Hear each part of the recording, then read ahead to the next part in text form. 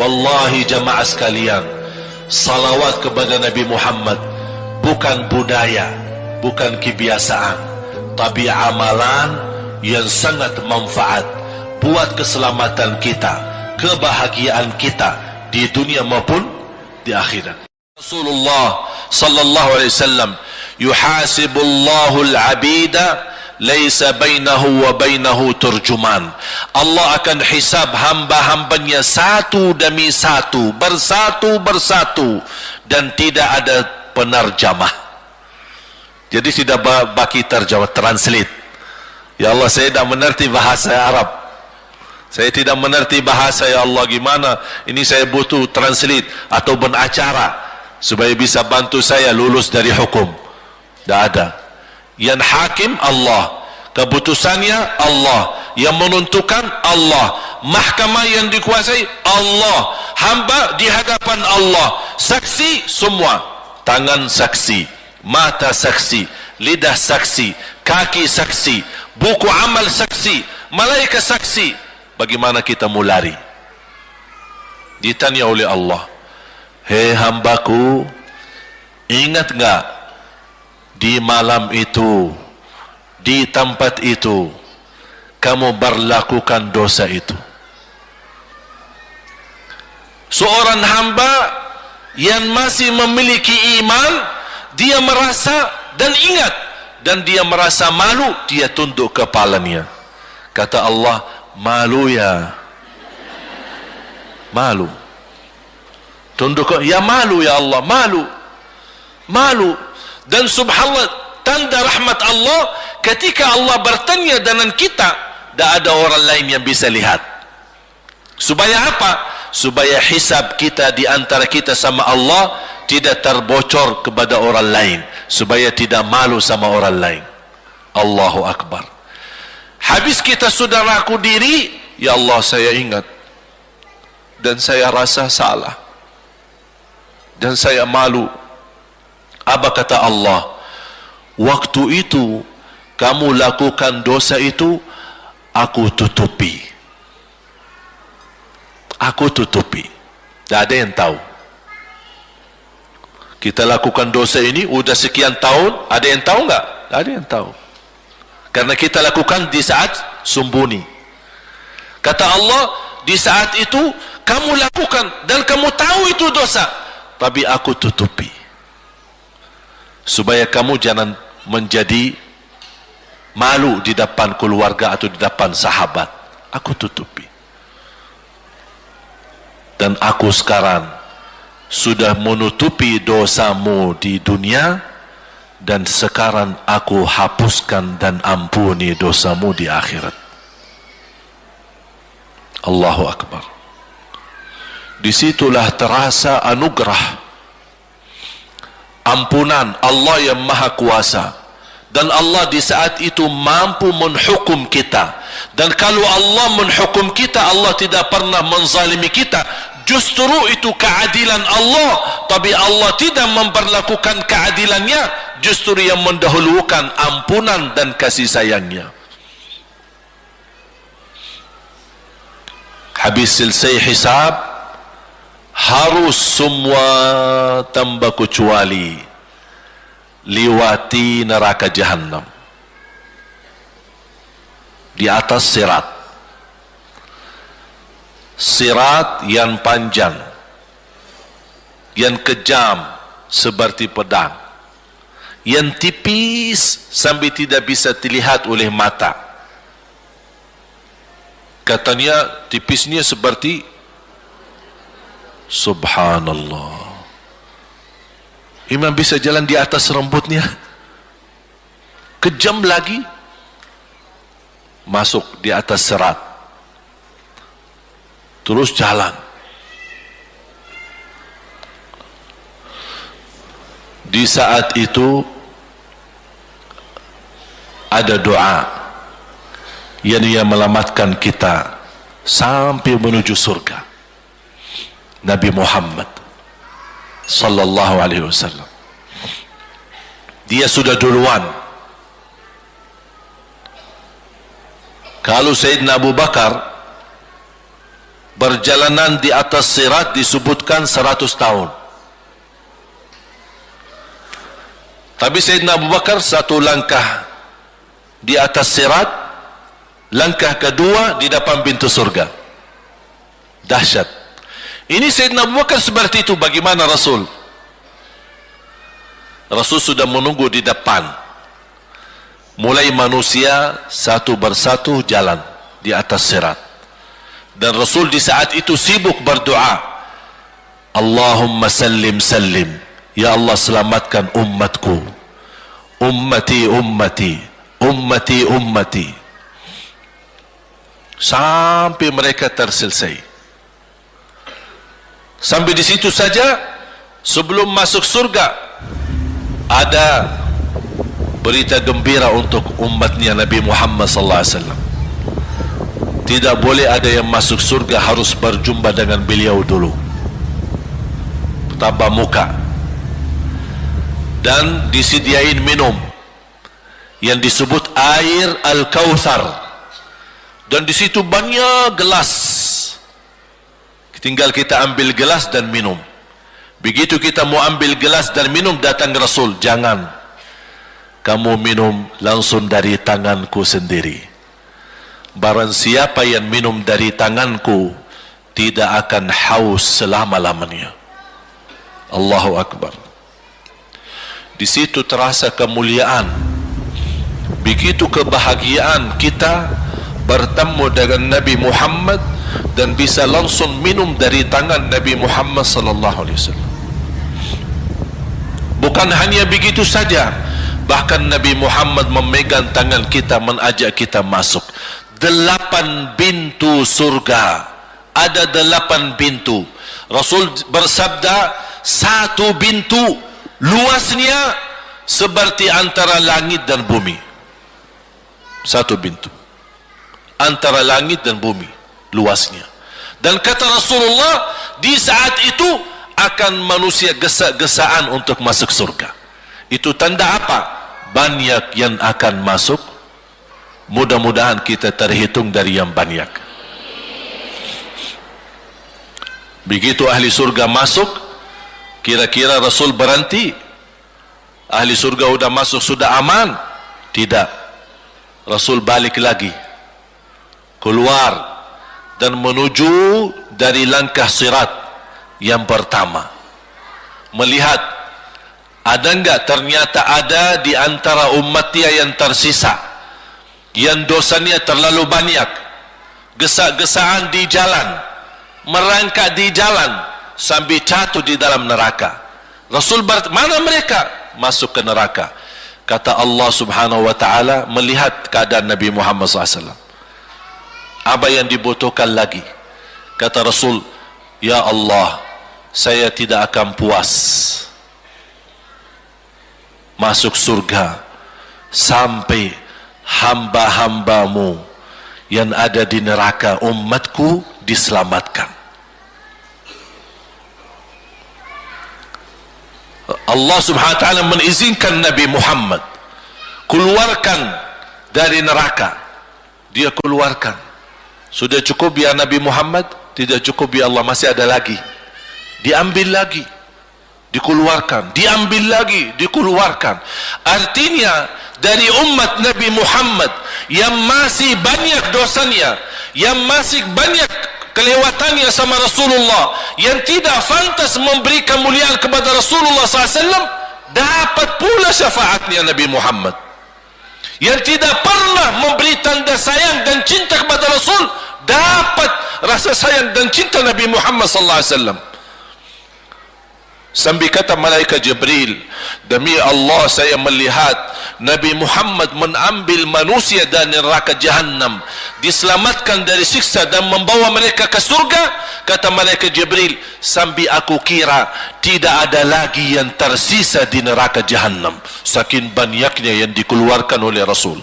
Itu syafaat Rasul sallallahu alaihi wasallam. Oleh karena itu jamaah sekalian, ini yang saya ceritakan. Saya mohon kalau anda lagi bersalawat, ingat itu semua. Nabi Muhammad bukan Nabi yang biasa. Nabi Muhammad adalah Nabi yang penolong kita nanti di hari kiamat. Seandainya kita masuk neraka Jahannam, masih ada harapan kita dapat syafaat Nabi Muhammad sallallahu.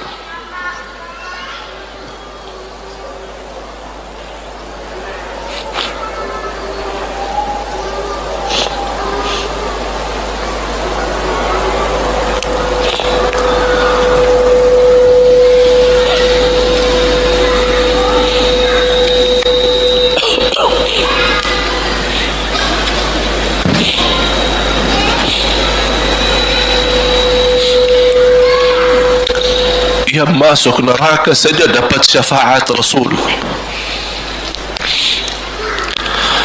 Jadi sejauh mana kita bisa mencintai beliau, sejauh mana kita minat mempelajari kehidupan beliau, sejauh mana kita mengenal sunnah-sunnah beliau. Di zaman ini, umat yang paling bodoh terhadap beliau kita umat Islam. Kita umat Islam banyak hal yang tidak tahu tentang beliau, tidak tahu bagaimana perjuangan beliau, bagaimana doa beliau untuk kita, bagaimana kesedihan beliau kalau ada di antara kita yang kena musibah atau keburukan, apalagi masuk neraka. Siti Aisyah radhiyallahu anha,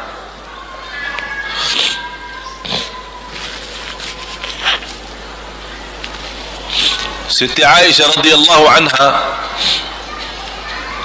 pernah minta sama Rasul doa. Ya Rasulullah, tolong doakan saya.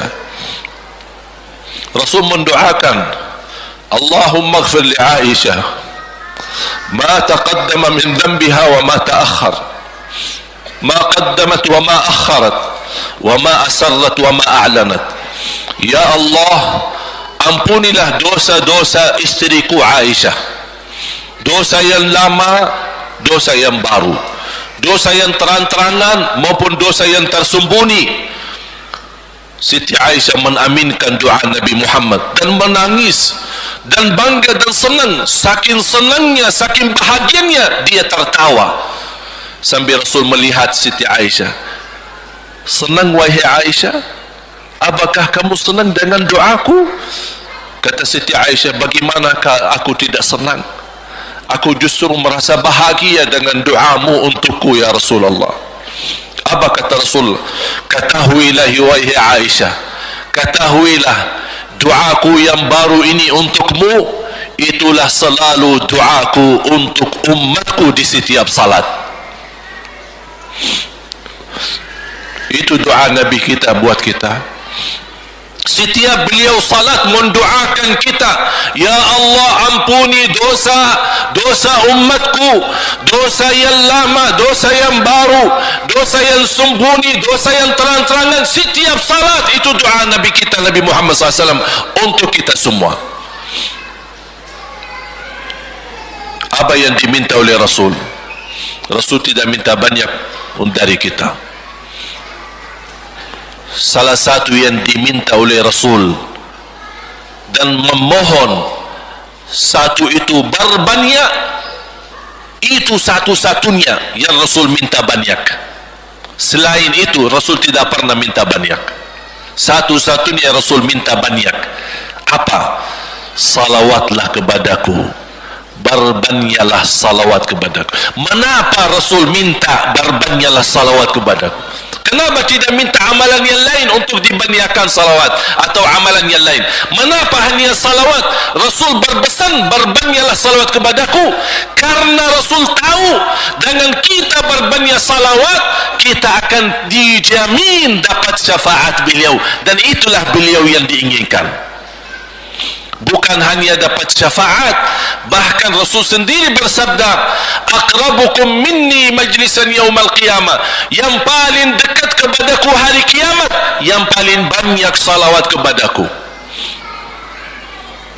Bahkan berita gembira bagi seorang hamba umat Nabi Muhammad SAW, akthiru alayya minas salati yawmal jum'ati wa laylataha, fa fa inna salatakum tablughuni haitsu kuntum.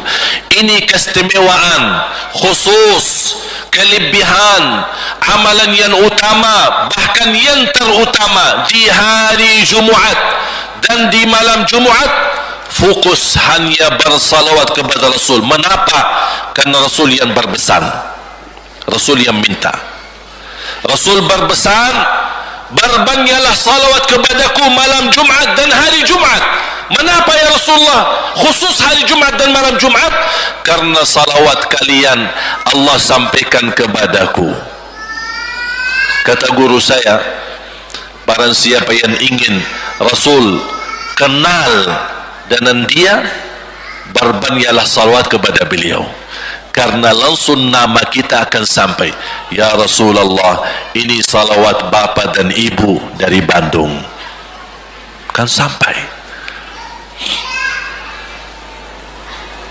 Ada riwayat, ada malaikat khusus tugasnya setiap kita bersalawat dibawa kepada Rasulullah sallallahu alaihi wasallam.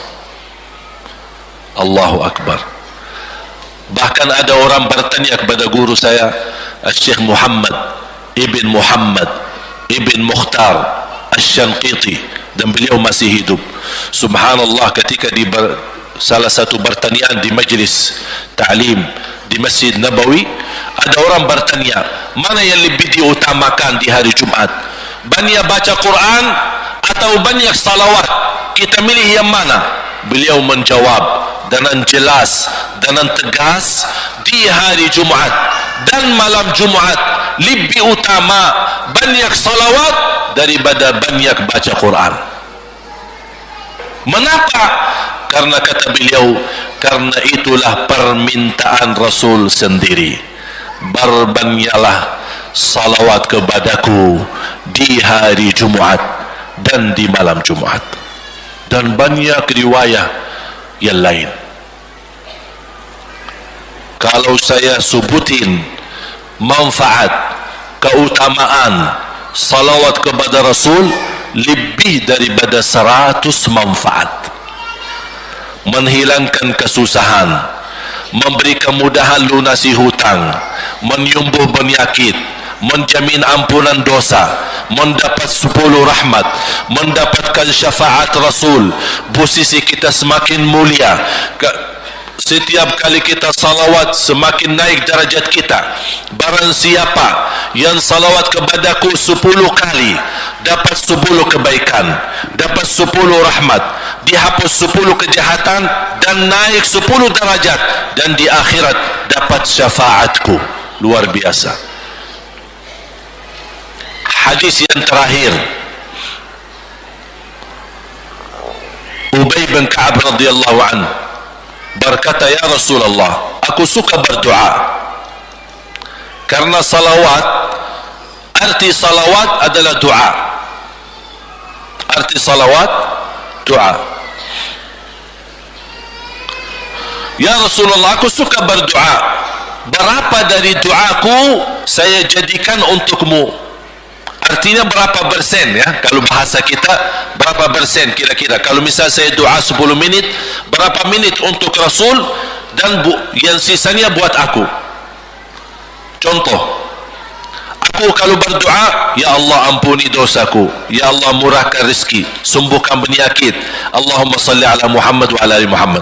Berarti lebih banyak untuk diri kita, baru untuk Rasul. Sahabat itu, ya Rasulullah bertanya, ya Rasulullah, berapa bagian dalam doaku saya jadikan untukmu? Apa kata Rasul? Kata Rasulullah SAW, ma syi'ta wa in zidta fahuwa khairul lak. Ya terserahmu, mau doa bagaimana untukku, ya terserahmu, tapi semakin banyak untukku, semakin banyak manfaatnya untukmu. Apa kata sahabat? Ya Rasulullah, saya akan jadikan separuh doaku hanya salawat kepadamu. Artinya kalau saya doa 10 menit, 5 menit salawat dan 5 menit doa untuk diriku sendiri. Apa kata Rasulullah? Terserahmu, wa in zitta fahuwa khairul lak. Kalau kamu berani tambah, itu jauh lebih baik untukmu. tawar-menawar sama Rasulullah SAW, sampai di ujung hadis beliau berkata, ya Rasulullah, saya janji doaku semuanya untukmu. Artinya apa? Kalau dia angkat tangan berdoa, tidak satu pun minta buat dirinya. Bismillahirrahmanirrahim. Allahumma salli ala Muhammadin wa ala ali Muhammad. Allahumma salli ala Muhammadin wa ala ali Muhammad. Allahumma salli, sampai selesai. Tidak minta ampunan, tidak minta rezeki, tidak minta sehat, tidak minta keturunan, tidak minta apa-apa. Hanya fokus dengan salawat. Karena dengan salawat, apa yang kita niatkan terkabul.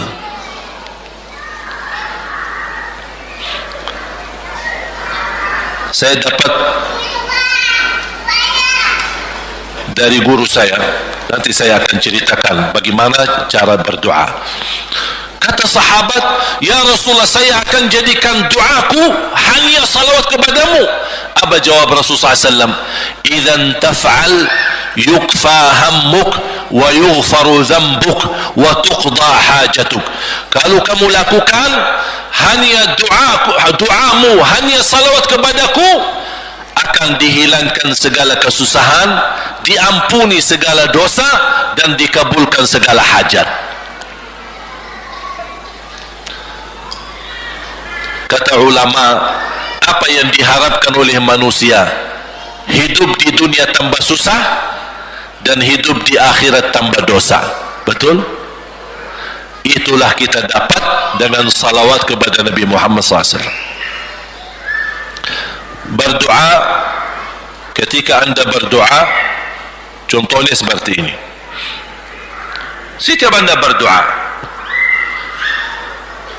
biasa mulai dalam bismillah dan memuji Allah Subhanahu wa ta'ala. Cukup satu kata memuji Allah dalam segala pujian, alhamdulillahi rabbil alamin. Segala puji bagi Allah. Ini mewakili semua pujian yang lain.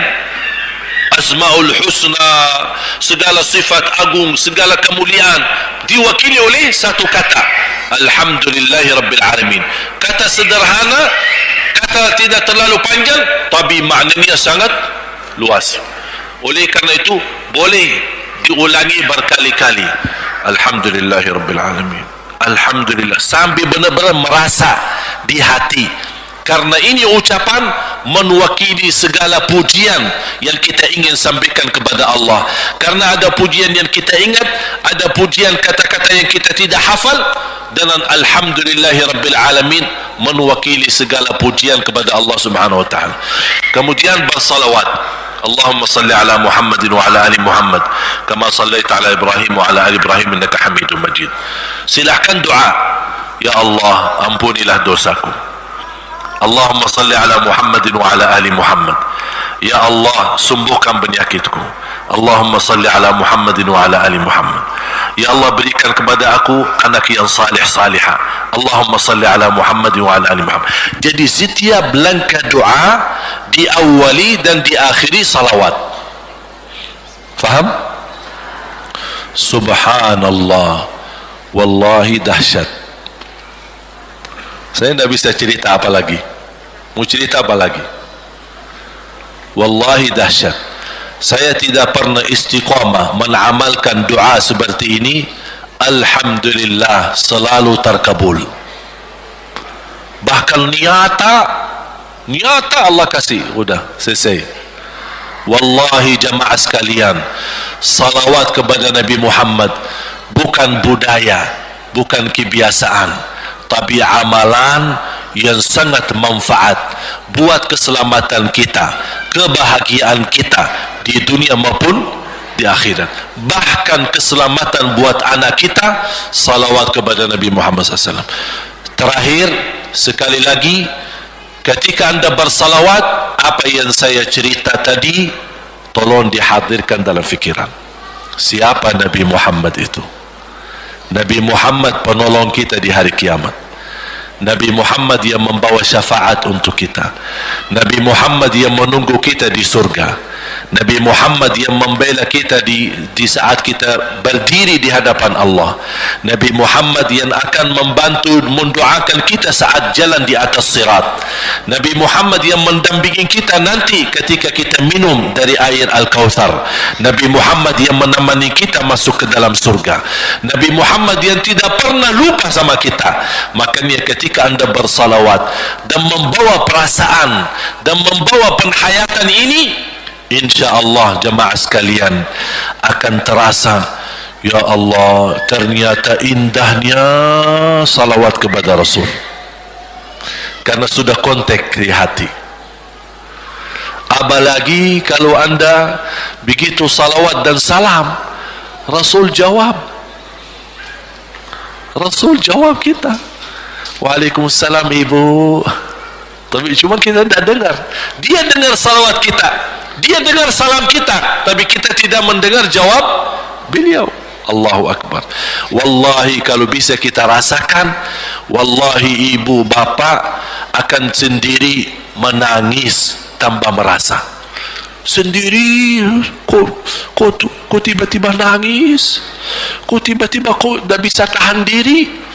Karena Nabi Muhammad itulah yang semestinya sudah menguasai hati kita, sudah ada di hati kita, sudah mempenuhi rasa cinta di dalam hati kita.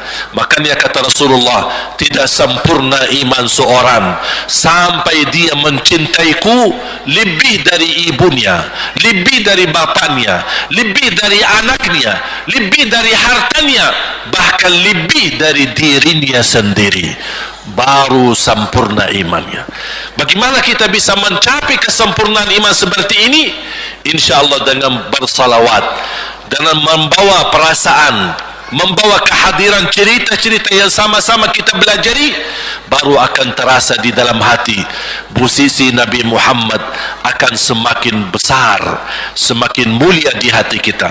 InsyaAllah semakin mulia di hati kita, InsyaAllah akan semakin semangat beribadah, semakin semangat mendekati, semakin semangat mempelajari, dan semakin InsyaAllah menjadi baik di mata Allah dan InsyaAllah baik di mata manusia. Amin ya Rabbal Alamin.